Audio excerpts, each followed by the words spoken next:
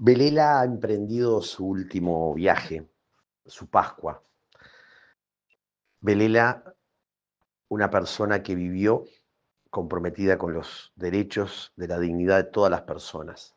Desde el momento, como decía ella, que comenzó a tomar conciencia de lo que implicaba eso que no se entendía que era un desaparecido en el Chile del comienzo de la dictadura de Pinochet, toda su solidaridad que la fue llevando a asumirse como alguien comprometida con aquel que estaba siendo violentado. En ese caso, la represión, la tortura, la desaparición, para poder, en algunos casos, escapar, migrar o esconderse.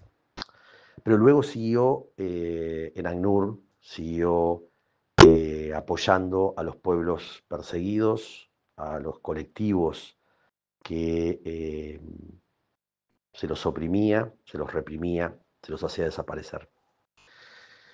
Fue viceministra, fue alguien que peleó por el voto de los uruguayos en el exterior, fue quien se solidarizó con los pueblos que están siendo masacrados, como el caso del pueblo palestino, como el pueblo saharaui y tantos otros, siempre desde la perspectiva de reclamar en forma no violenta lo que significa respetar y garantizar la dignidad para todas las personas.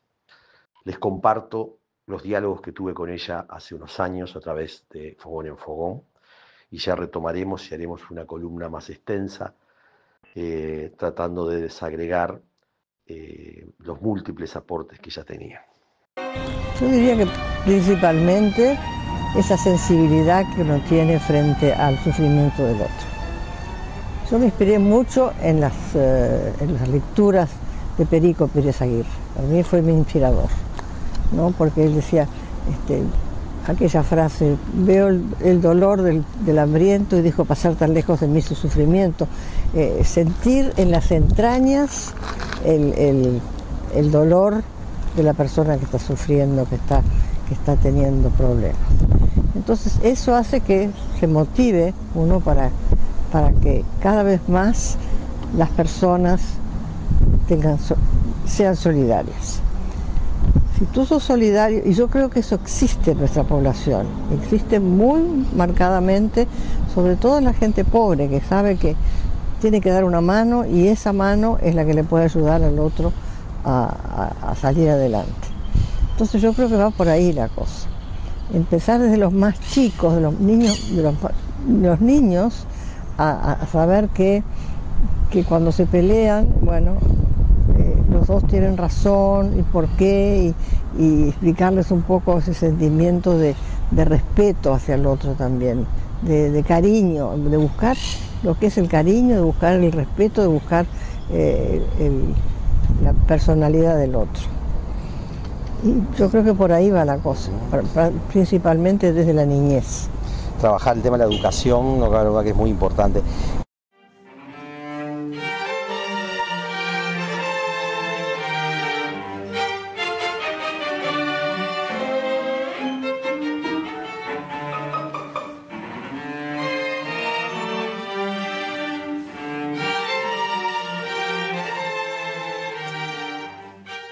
Tu experiencia ante el terrorismo de Estado, ¿no? Que hizo que tú justamente respondieras ante la crueldad que implicaba que se estaba adviniendo, ¿no? En esos años 70, en una situación trágica, y que fuiste puente, ¿no? Para que mucha gente se salvara o encontrara...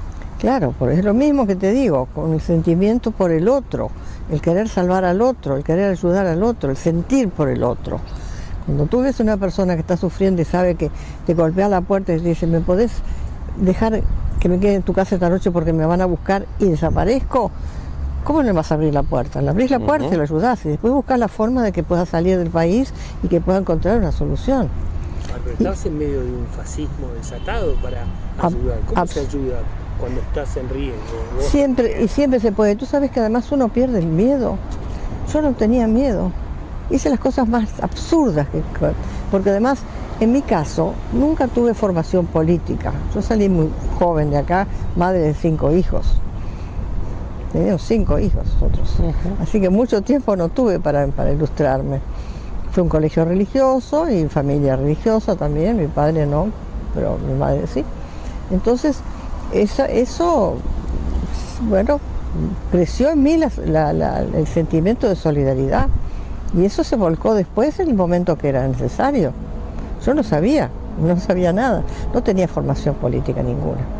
Después yo pienso, las cosas que hice, qué barbaridad, ¿cómo las hice? Por ejemplo. Y por ejemplo, cosas muy atrevidas de arriesgar la vida.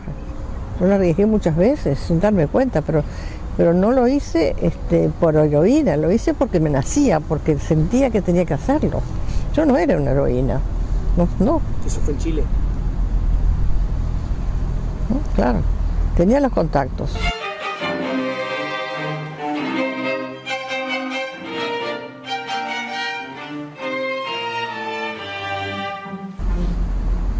¿Vos en Chile estabas desde qué momento? Nosotros llegamos en el año 70, me tocó todo el año electoral, que fue fascinante porque eran los 3 candidatos y en ese momento, bueno, se veía que iba a salir Salvador Allende, que se había presentado ya 4 veces como candidato y nunca había salido. Entonces, bueno, surgió la Unidad Popular, surgió todo el movimiento contra la Unidad Popular, las mujeres de negro que pasaban con los rosarios delante de la moneda pidiendo que no les dieran el voto a los demócratas cristianos, el asesinato de Schneider, el general Schneider, que fue un asesinato provocado para crear todo ese ambiente de miedo, de horror. Las mujeres que se preparaban para irse a otros países, las empleadas domésticas de la casa de al lado, de mi casa, se iban junto con los patrones porque las mujeres iban a tener que estar vestidas todas de gris, como las chinas, y no iba a haber más peluquería. Cosas tan absurdas, tan ridículas, pero era lo que sentían en el momento. Entonces uno se dedicó a ver a aquellos que estaban siendo... Y hubo una persecución muy terrible, muy dura. Por ahí supe por primera vez lo que era un detenido desaparecido. No teníamos idea de lo que era un detenido desaparecido. Había conocido, porque había leído en Alemania, en Achtung Nebel, aquellos de... Bueno, pero la figura del detenido desaparecido la tuve presente a raíz de estas mujeres que venían a mi oficina y me decían... Sí, vimos pasar un tren que se iba hacia el norte, yo creo que ahí iban. Estaba desaparecido, nunca más desapareció. Entonces era toda esa fantasía que le hacía que creer a ellas que sí, que todavía estaban, que se habían ido a algún lado, que iba a aparecer, que tocaba el timbre y podía llegar. Entonces esa desesperación que siguió por muchos años, y todavía, no te digo que ahora, pero después de muchos años había padres que todavía pensaban que el hijo podía haber estado en algún lugar remoto, que se hubiera ido a algún lugar, claro, en África, en Asia, y que pudiera aparecer. Entonces esa figura nos marcó a todos, fue una figura terrible. Celso, un cargo como el tuyo, si existiera, ¿hubiera podido parar estas cosas? ¿Se paran estas cosas habiendo una institución? No. Pues este es el gran dilema que hay en América Latina, ¿no? O sea, la institucionalidad se está desagregando, porque si uno ve lo que está pasando en Bolivia, ¿no? ¿No hay Secretaría de Derechos Humanos en Bolivia? Y sí, pero fue desmontada de alguna manera, ¿no? Lo mismo... hay un organismo de derechos humanos muy fuerte. Claro, ahora es distinto desde el Ejecutivo, que es el rol que yo tengo, digamos, a lo que puede ser una Defensoría del Pueblo, que puede tener una relativa autonomía, o lo que es hoy las instituciones nacionales de derechos humanos. De hecho, en Chile, ante la represión que hoy se está viviendo, la institucionalidad de derechos humanos, es decir, que viene a ser como la institución nacional de derechos humanos acá en Uruguay, es la que hace informes, pero se sabe que persiguen a esas personas hoy, ¿no? Es decir, a los que están haciendo los informes, y les prohíben que hablen a la gente con ellos, o a los efectivos militares no pueden tomar contacto. Por tanto, creo que una institucionalidad como la que yo hoy, la que estoy en la Secretaría de Derechos Humanos, solo es viable cuando hay una estructura democrática que permite llevar adelante la efectivización de los derechos.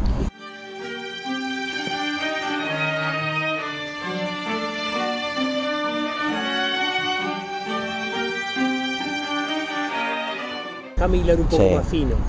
Y dentro de la institución democrática, si el poder político de turno no es demasiado afín a ciertos parámetros éticos de los derechos humanos, ¿también la institución desaparece como fuerza? No, si partimos de que si el Estado de Derecho básico se mantiene, es decir, creo que se podría sostener, que es la gran contradicción que estamos viendo en el caso de Brasil, ¿no? Es decir, se mantiene la Secretaría de Derechos Humanos, pero se centra en temas muy específicos, ¿no? O sea, por ejemplo, la no discriminación racial, pero no la totalidad de la visión de derechos humanos. Creo que hoy la realidad muestra esa complejidad donde la regresión institucional, la regresión democrática, donde no tenemos quiebres democráticos explícitos, excepto el de Bolivia, digamos, ¿no? Bueno, también lo que pasa en Honduras o lo que pasó en Paraguay, digamos, ¿no? Pero digo, como que hay una sostenibilidad de la formalidad democrática, hace que parecería ser que puedan subsistir y generan contradicciones éticas, políticas y de inviabilidad de defensa de los derechos humanos. Nuestra institución nacional de derechos humanos es la más firme y la más consolidada y legal de todas las otras, mucho más que la de Chile, porque está con respaldo del Parlamento. Con respaldo Ahora bien, si el Estado de Derecho se cuestiona, ¿no? Cuando cambia la correlación de fuerzas en un Parlamento, nosotros estamos viviendo un cambio de correlación de fuerzas en el Parlamento y aspiramos a que no cambie el respaldo a esa institucionalidad o a esa autonomía, digamos, ¿no? Y que permanezca la Secretaría de Derechos Humanos en el caso del Ejecutivo para velar de la efectivización de los derechos. Y cuando estuviste al frente de un organismo internacional, supranacional, cuando tenés violaciones, ¿qué grado de fuerza tiene esa institucionalidad internacional? ¿Pudiste hacer algo? Bueno, yo tenía el acceso a las cárceles porque la Cruz Roja Internacional, que es el cometido que tiene de visitar las cárceles, me informaba si había algún extranjero que estaba detenido y entonces yo iba y pedía el permiso al Ministerio del Interior, me llamaba Montero Marx, le pedía el permiso y me daba para que yo fuera a Tres Álamos, que era el lugar donde estaban los presos políticos. No así Cuatro Álamos, que era el lugar oculto, ahí no sé. Pero en Tres Álamos yo podía visitarlo y podía reasentarlo, porque no se podía quedar en Chile. El reasentamiento significa buscar un país que pudiera recibirlo. ¿Y eso te ocupaste? Sí. ¿En Chile? En Chile. ¿Y en Argentina también. En Argentina también. En todas partes. Y también en Centroamérica. ¿En qué años estuviste en esa actividad? Mira, yo estuve en Chile hasta el 70. Y el 70, me acuerdo que fue más o menos cuando yo estaba en Costa Rica, que cubríamos 11 países de la región. El 24 de marzo mataron a Monseñor Romero. Yo acababa de estar en El Salvador. No había estado con él, pero estuve con Monseñor Rosa Chávez, que era el segundo que estaba con él. En el 80. En el 80. En el 80 yo me fui para Centroamérica y estuve 3 años en Centroamérica cubriendo 11 países. Bueno, estaba en México también. Fui, por ejemplo, a El Salvador, Guatemala, Haití, todos los países. Cuba, otra isla no importa.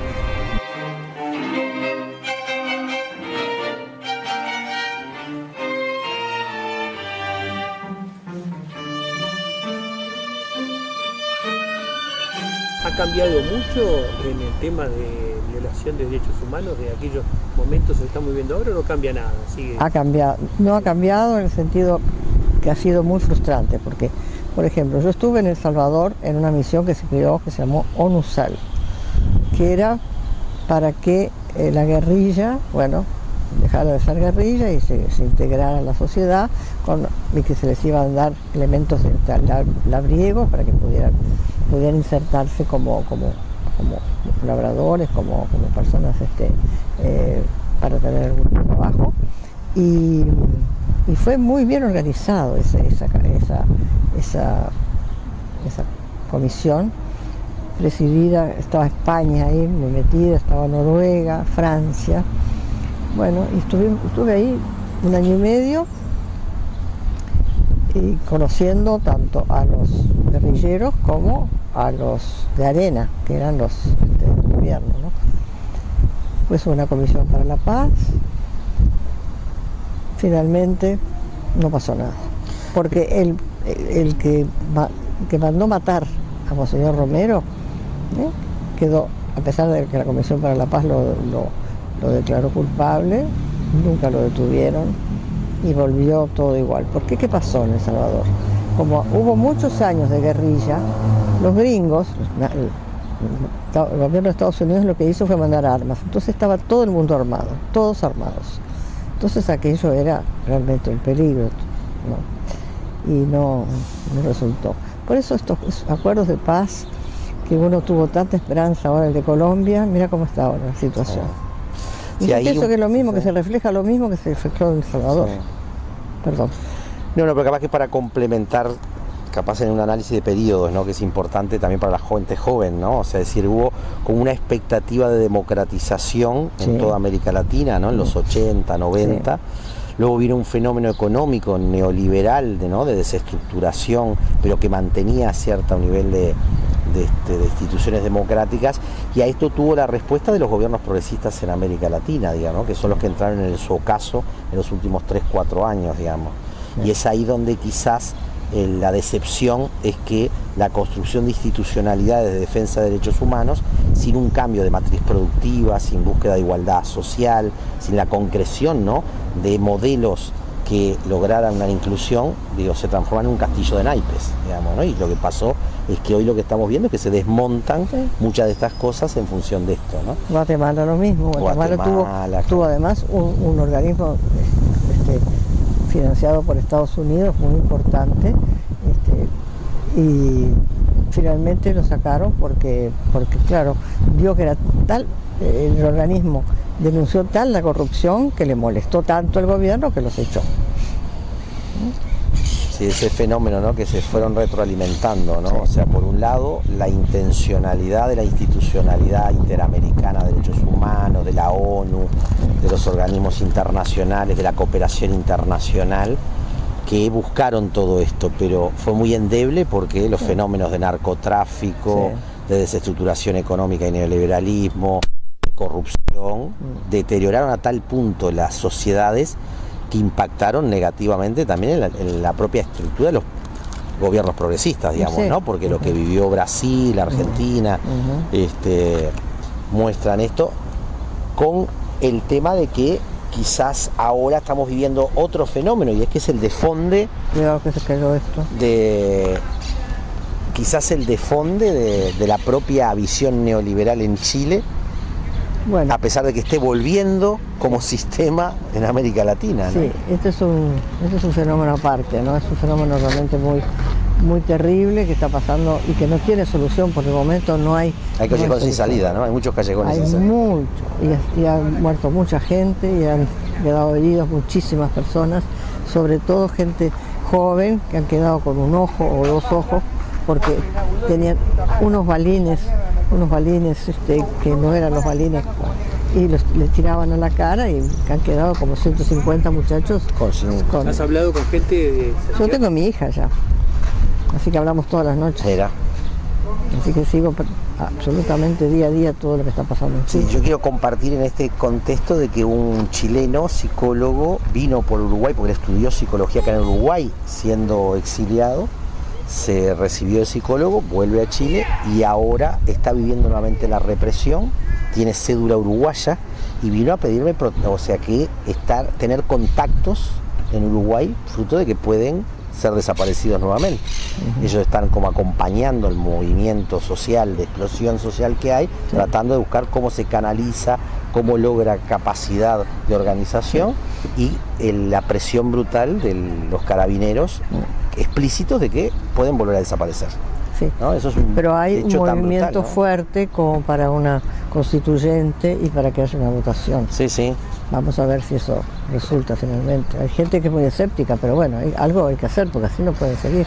No, sí, la apuesta a construir justamente un pacto social, que es lo que daría garantías para el respeto a los derechos humanos, porque yo creo que uno de los temas que me gustaría hablar contigo, Belela, esta cuestión del compromiso ético, ¿no? y llamarlo voluntarista en el sentido que hubo en toda una generación y que tenemos todos inscriptos en el valor moral que, ¿no? Perico Pérez Aguirre y todos nos inscribieron, cómo se desfonda cuando las estructuras económicas, sociales no cambian, ¿no? Y entonces, sí. Es decir, cómo aunar esfuerzos para que el respeto a los derechos humanos no solo esté vinculado a procesos democráticos, sino a reestructurar economías en favor de la igualdad, porque si no... Por supuesto.